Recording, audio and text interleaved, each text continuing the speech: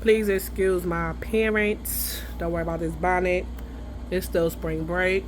But let me just get this message out. So this is for educators and educators only. Especially educators of early childhood students, right? A lot of times now they're telling us that you shouldn't use we want them to learn through they want them to learn through play, right? That's whether we dealing with 3K, some pre-Ks. Not every pre-K program is like that, but most of them in New York City, they want the kids to learn through play, right? But as we see, learning through play, it works and it doesn't. Yes, they can learn through play. They can learn how to socialize through play. They learn, your interactive skills, your motor skills get built by learning through play in those grades, right? And we get that. However, when it's time for them to go to first grade, they're not knowing their sounds, they're not knowing their letters, they're not knowing how to write. That means that some of that play we have to cut out and introduce the sounds, the letters, and even start them out writing their name. So by the time they do get to first grade, they already know these things. I know. It's like, how are we going to do that? How? It doesn't make sense. How?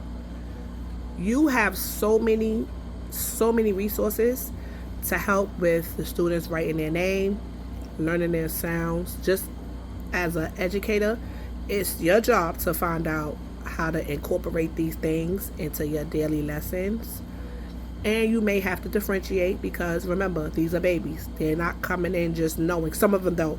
Some of them do, but some of them don't. For the most part, they don't.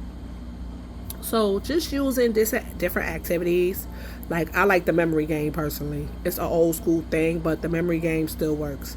With the memory game, what you do is you make up a board. It's only with the sounds. You make up a board. When you make up the board, you're using the board to be as if, so when they flip the letter, if that letter comes up and they have it on the board, they have to then tell you what the sound is, not the letter. They have to tell you the sound, because if they know the sound, they're going to know the letter. They have to tell you the sound. Once they tell you the sound, they now become the leader of the game. They pick on somebody. That person they pick on will flip a card over, which matches the letter on the board.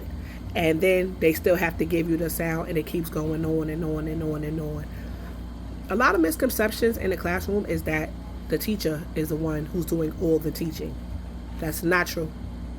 Students teach each other. They learn from each other. They grow with one another. And if you do this, guarantee you, your students will learn their sounds at a rapid pace. You can thank me later.